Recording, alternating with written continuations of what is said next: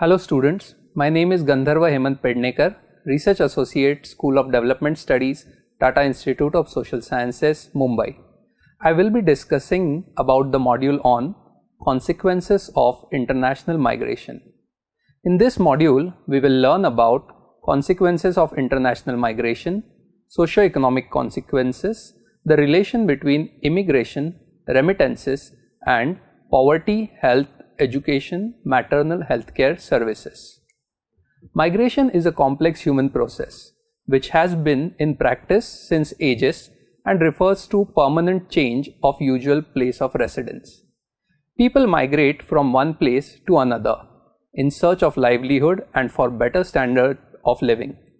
International labor mobility is a means to secure a better life for the migrants and their families, and India is no exception to it. Globally, it is estimated that around 214 million people were international migrants, constituting about 3% of the world population.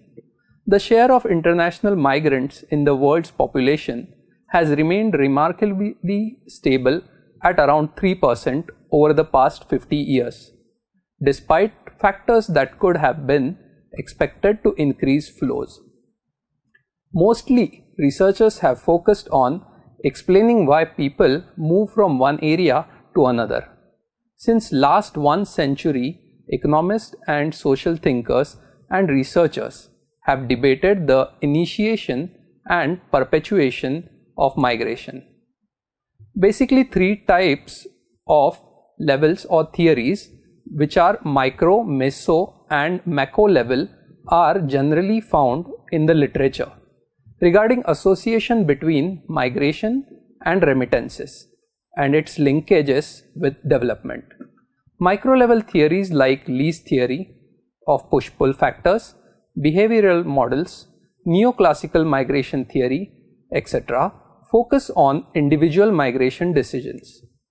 Macro level theories like social capital theory, network theory, new economics of labor migration, etc. look at aggregate migration trends and explain these trends with macro level explanations. The meso level theories like dual labor market theory, world system theory, etc. is in between the micro and macro level, that is on the household or community level, and can explain both causes and perpetuation of migration. International migration plays a significant role in reshaping the social circumstances of immigrant households, and the most tangible of these are remittances, the income that migrants send home. Remittances is directly related with development of sending places and provide much needed resources for immigrant households to achieve that optimal balance between coping with immediate needs and challenges, minimizing risk, and creating opportunities for future. In the socio-economic consequences, we can see that migration is a decision that affects the welfare of the household, the home community, and in the end, the whole community or economy in various ways. Income is one driver, with people migrating in search of paid employment. Early studies have also reported that migration can lead to positive change in both sending and receiving areas. Migration can help to reduce poverty or to halt the slide into poverty. It also helps tighten rural labor markets.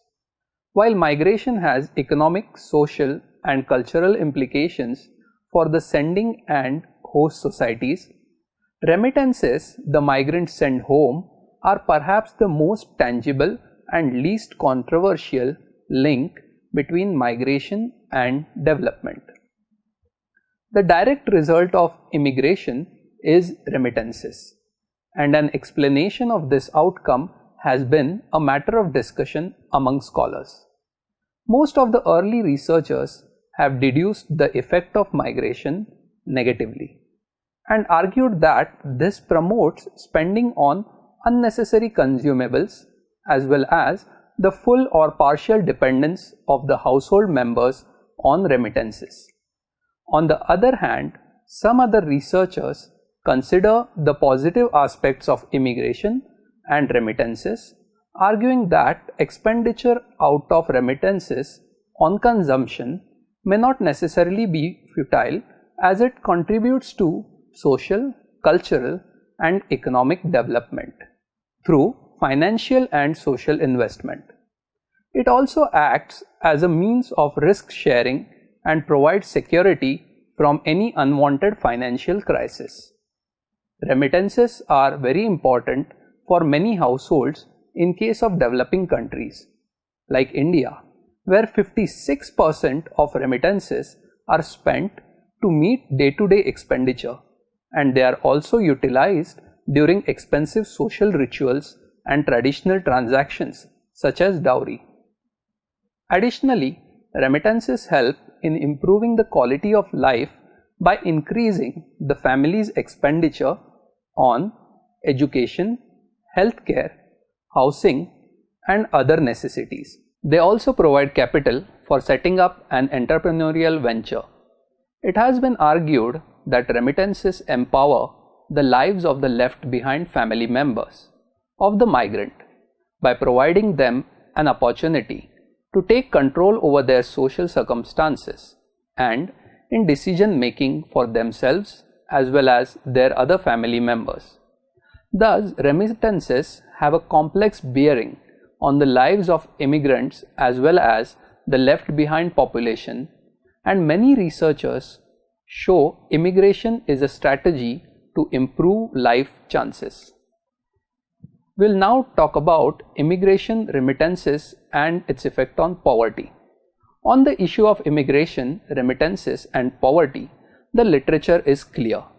Most studies show that remittances reduce poverty at the household level. However, this optimistic finding are supported many research evidences and play a significant role in reducing poverty at the household level, and also support the growing view that remittances increase investment in developing countries. Similarly, Haas 2005 uses a cross-sectional and participatory appraisal approach from the southern Mexico to find that remittances play a vital role in elevating poverty at household level as well local economy and improving the livelihood of millions of people. Also, immigrants' households invest more than others in housing, agriculture, and small petty business compared to non-receiving remittances households.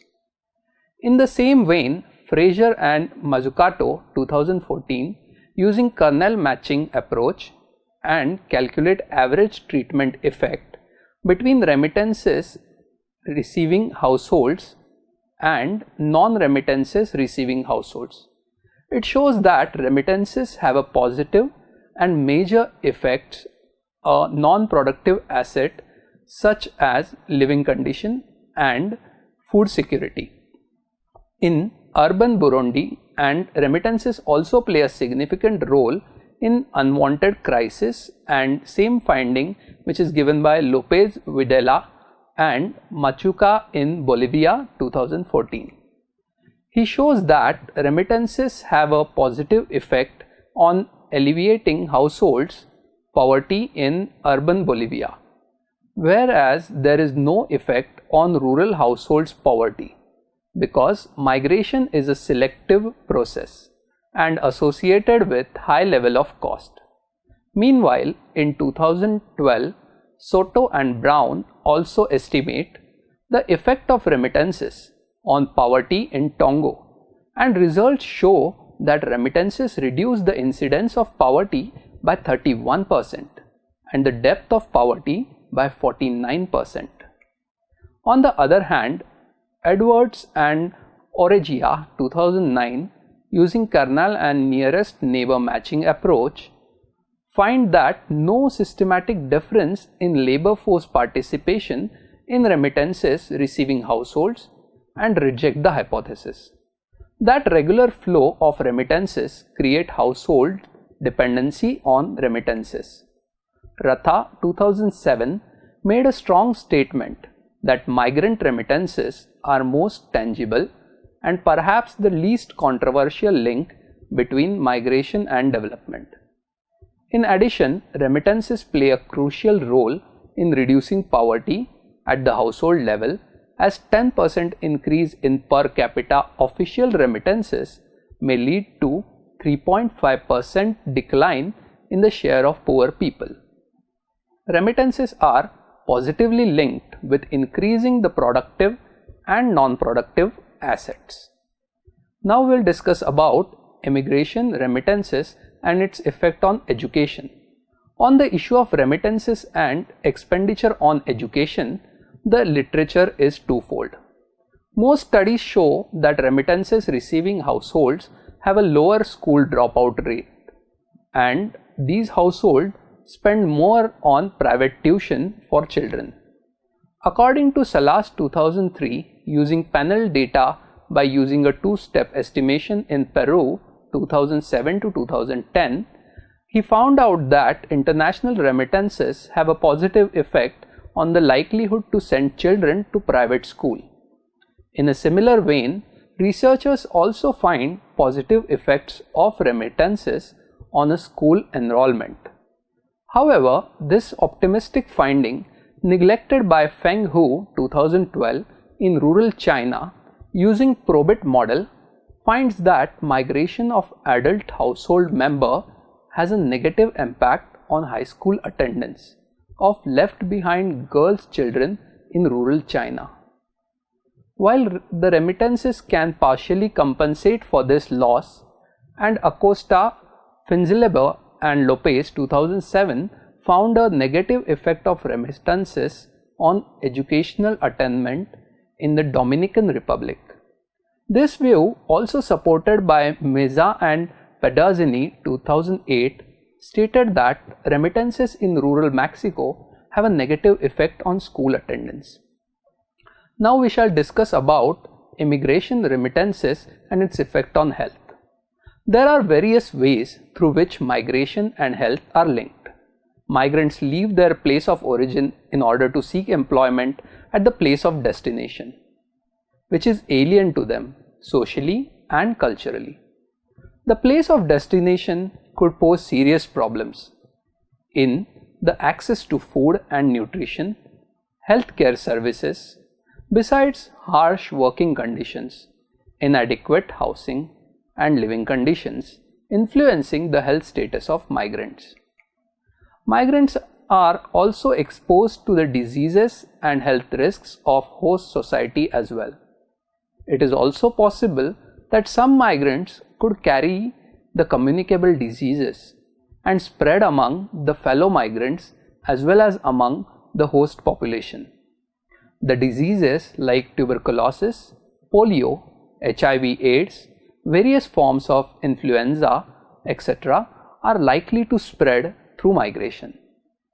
Thus, there exists a strong link between health and migration. Migrants are not a homogeneous group, but are differentiated by age, sex, ethnicity, education, and skills.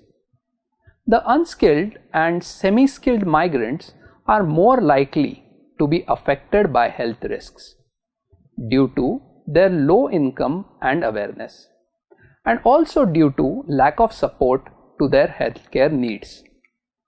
Many such migrants not only work hard to increase their income but squeeze their expenditure as well to save more and more for sending remittances back home, even at the cost of their health. They are also less likely to be covered by health insurance and health services provided by the employers. The international migrant workers, being non-citizens, are not appropriately covered by the healthcare services provided by the host countries. They have to depend upon their employers, if specified in the contract, and their own support and income. Further, their legal status could be a source of discrimination at the place of destination, and they may not get same level of health care in diagnosis, treatment and preventive services that the citizens might be receiving in the whole countries. Apart from economic, social and political factors, language barriers may also work against the migrants in seeking health care. The health status of migrants, their vulnerability to ill health and their health seeking behavior are also influenced by several factors operating at their place of origin. Among them, migrants' awareness about their healthcare needs prior to migration, information provided to them on health risks, and required preparedness by the native governments, civil societies, and other stakeholders are crucial for good health of migrants at the place of destination. Now we shall discuss about immigration remittances and maternal healthcare services. On the issue of migration, remittances and maternal healthcare services, the literature is twofold. Most studies show that migration improves the maternal healthcare services of rural households and communities through the utilization of social and economic remittances, fertility differential, health seeking behavior and sexual behavior. According to Lindstorm 2006, using data from 1995 Guatemala Survey of Family Health and Multi-Level Regression Models, he found that significant positive association between migration and maternal health care services in rural Guatemala. Similarly, Canayoponi and Donato 1999 in a study of Mexico-US migration find evidence that suggests migrant remittances lower infant mortality in the long run through the cumulative effect of remittance flow on household spending and community development. According to Zakaria, Matthew and Irudaya Rajan 2001, using the Kerala Migration Survey, it finds that the receipt of international and internal remittances is associated with greater use of private hospital facilities to healthcare services and a threefold increase in the use of private hospitals for antenatal care and safe delivery. Similarly, Lopez and Chi 2012, using the data from 2004 National Demographic and Maternal and Child Health Survey, using interaction models, showed that having an international migrant and remittances increased use of healthcare services among low-income Ecuadorians. Hildebrandt and Mackenzie 2004 also find overall improved health outcomes in migrant families. In the same vein, Drea, Lopez and Olmedo 2005 link remittances to the acquisition of healthier conditions, and they show that decreases in infant mortality rates due to remittances can be further explained as resulting from the acquisition of better infrastructure through monetary remittances. International single male migration has a profound impact on the left behind women, in addition to impact on standard of living in households. The influx of remittances helps in improving their status on hand, self-esteem and confidence on the other. Long physical separation coupled with accumulated workload and responsibilities may increase the mental stress on the left behind women.